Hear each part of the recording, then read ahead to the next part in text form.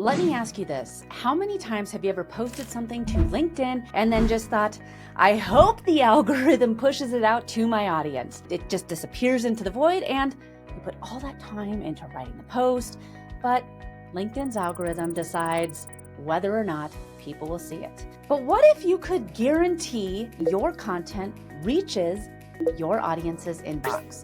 That's exactly what LinkedIn newsletters do. Unlike regular LinkedIn posts, newsletters send direct emails to your subscribers, meaning you're not fighting the algorithm. Your content actually lands in front of people who want to hear from you. And with LinkedIn's newest update, you'll have even more insights into how your LinkedIn newsletter is performing. Welcome to this week's Rocky Mountain Marketing Quickcast. This is your go-to source for actionable advice and the latest news in social media and digital marketing. Every Thursday in just 8 to 12 minutes, I'm going to be delivering quick, impactful tips to help you stay ahead in the fast-paced digital landscape. I'm your host, Katie Brinkley. Let's dive into today's episode.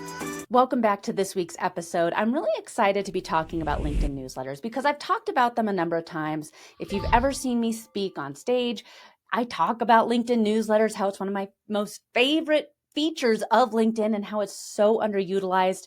But that's what we're talking about today, LinkedIn newsletters. And if you've been sleeping on LinkedIn newsletters, I get it. Maybe you think email marketing is dead, or you didn't really know about this feature. What's the difference between a newsletter and an article? Or maybe you're not even over on LinkedIn. It's hard to juggle all these platforms. But here's the thing. LinkedIn newsletters are growing fast, and they're one of the most effective way to reach and engage your audience. And LinkedIn just rolled out a brand new analytics feature that's going to make newsletters even more valuable. So we're going to talk about today how you should start, or if you already have started a LinkedIn newsletter, how you should optimize these LinkedIn newsletters and how these features can help you refine your strategy for better engagement. So if you're looking for a way to better position yourself as a thought leader, expand your reach, and build a more engaged audience, well, this episode is for you. All right, so what are LinkedIn newsletters?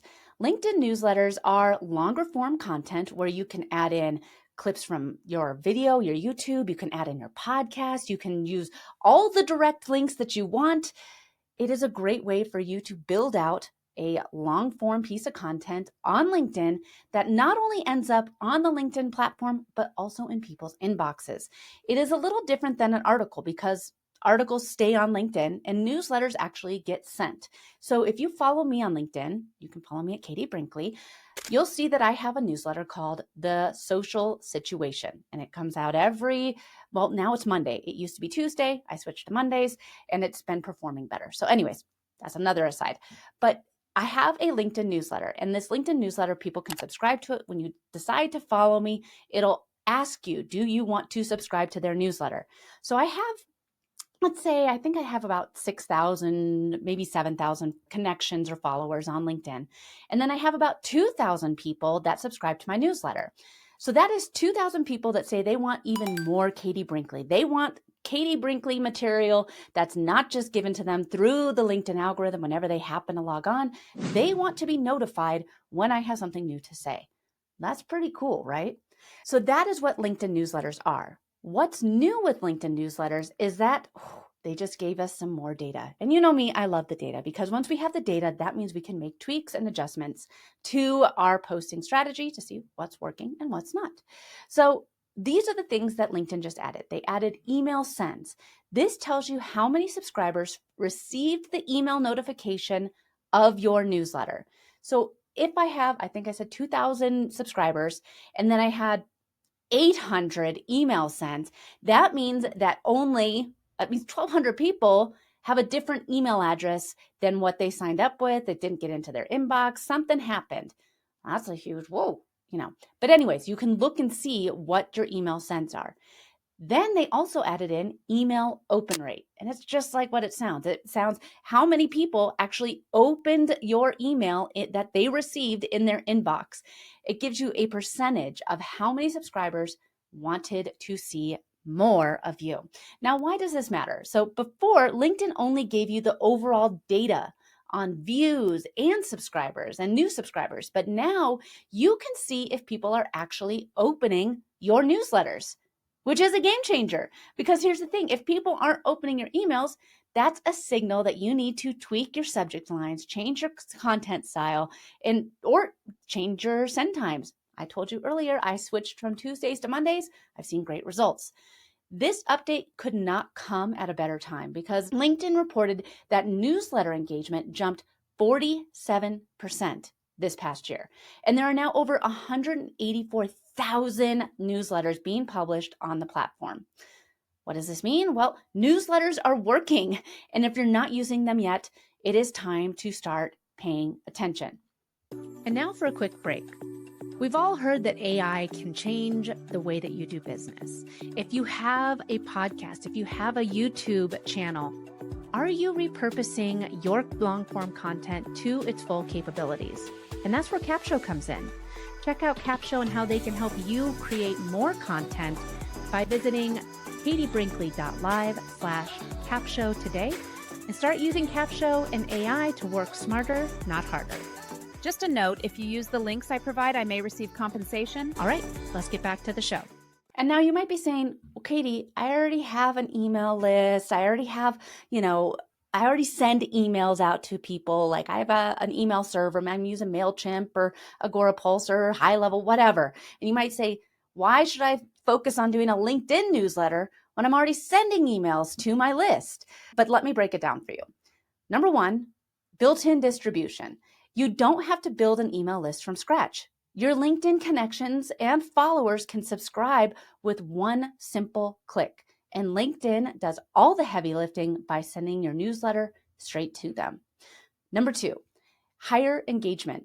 Unlike traditional email marketing where open rates can be hit or miss, LinkedIn users are already in a business mindset when they check their inbox. This means they're more likely to engage with your content. Number three, the algorithm-proof reach. Man, I talk about it a lot. The algorithm, they're always changing. But LinkedIn, it's one of my favorite platforms because it has a very friendly algorithm. But a LinkedIn post, it might only reach a fraction of your audience. A newsletter, it gets emailed directly to them. You're not leaving your visibility up to chance. Number four, thought leadership. Newsletters, they position you as an industry expert. They're a great way to share long-form content and insights, case studies, trends, updates that will keep you top of mind in your niche. Number five, monetization and growth opportunities. That's the end goal here, right? We all want to make more money.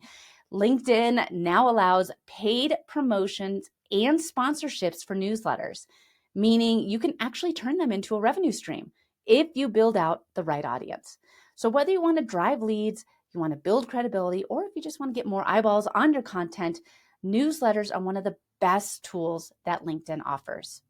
All right, so if I have you convinced that now you should be doing a LinkedIn newsletter, and maybe you already have one and you're saying, well, I haven't really noticed that much of an improvement or a lot of downloads or more sales calls, whatever.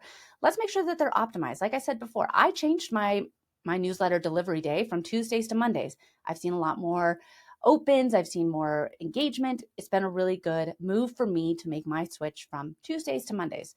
But you have to look at the data.